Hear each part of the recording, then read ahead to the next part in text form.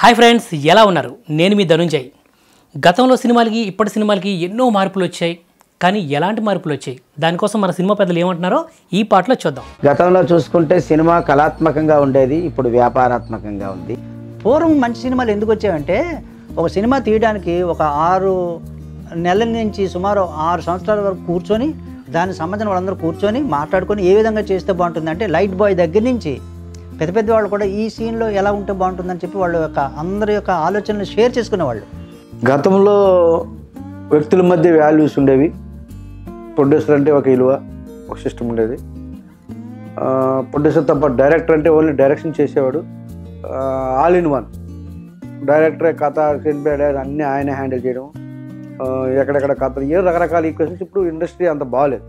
So cinema మీ అందరికీ కూడా దగ్గరగా ఉంది. సో దానివల్ల ఏమంటే కాంపిటీషన్ బాగా పెరిగింది.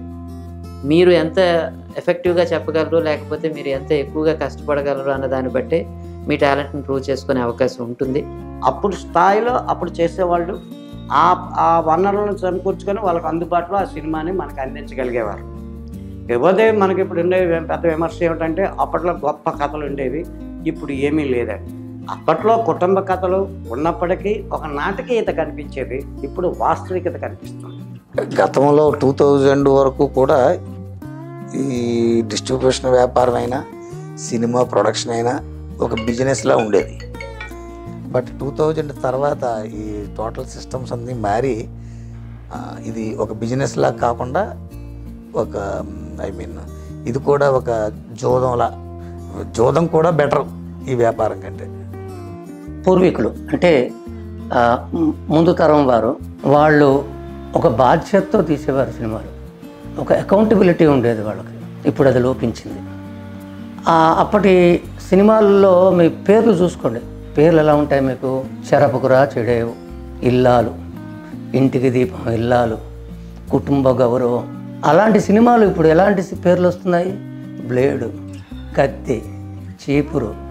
ఇంకా ఆ పేర్లు ఇక చెబితేనే ఏ స్టాండర్డ్ నుంచి ఏ స్టాండర్డ్ దిగిపోయింది అని మనం ఇట్టే చెప్పచ్చు. పాతకాలం సినిమాలంటే ఒక స్టోరీ ఉందనుకోండి, ముందు కథ తయారవుతుంది, డైరెక్టర్ కమాండింగ్ ఉంటుంది. డైరెక్టర్ అనేవాడు ఆర్టిస్ట్ని సెలెక్ట్ చేస్తారు.